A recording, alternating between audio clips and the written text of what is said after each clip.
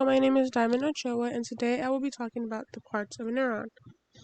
This is for Biology 2401 with Professor Garcia Martinez. So, this right here, you can see a picture of a neuron.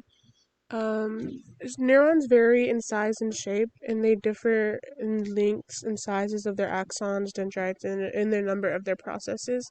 But despite this variability, neurons share certain similar features. Every neuron has a cell body, dendrites, and an axon. For cell body, a neuron's cell body, or soma, contains granular cytoplasm, mitochondria, lysosomes, a Golgi apparatus, and many microtubules. A network of fine threads called neurofilaments extends into the axon and supports it. Scattered throughout the cytoplasm are many membranous packets of chromatophilic substance, which consist mainly of rough endoplasmic reticulum. Cytoplasmic inclusions in neurons include glycogen, lipids, and pigments such as melanin. Near the center of the neuron cell body is a large spherical nucleus with a conspicuous nucleolus. So right here in this picture to the left, you can see a neuron with its nucleus, the dendrites, and the cell body, which, the cell body is just the main thing that surrounds the nucleus. Going on to dendrites. Dendrites are typically highly branched, providing receptive surfaces with which processes from other neurons communicate. In some types of neurons, the cell body provides such a receptive surface. Some dendrites have tiny thorn-like spines, which are dendritic spines, on their surfaces, which are contact points for other neurons. In this picture to the right, you can see the dendrites and the dendritic spines right here, which are the contact points for the other neurons. Now, there are many dendrites within a neuron. Now, carrying on to the axon. A neuron may have many dendrites, but no more than one axon. So, in a neuron, there's only one axon.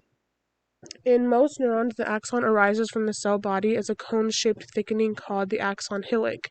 The cytoplasm of the axon includes many mitochondrial, microtubules, and neurofibrils. The axon may give off branches called collaterals. Near its end, an axon may have many fine extensions, each with a specialized ending called an axon terminal. The axon terminal ends as a synaptic knob close to the receptive surface of another cell, separated only by a space called the synaptic cleft. The general pattern is that neurons input through the dendrites in the cell body and then send output in the form of an impulse conducted away from the cell body down the axon into the axon terminals. So right here to the left, you can see this picture here, and you see what they mean when they say there's many dendrites within a neuron. Like all these are dendrites right here, but there's only one axon. These right here will be like the axon terminals, I mean.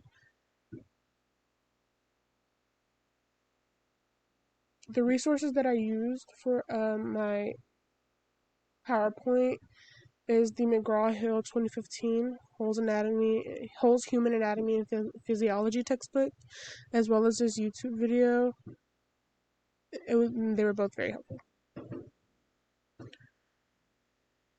And that was my PowerPoint on the parts of an neuron. Thank you.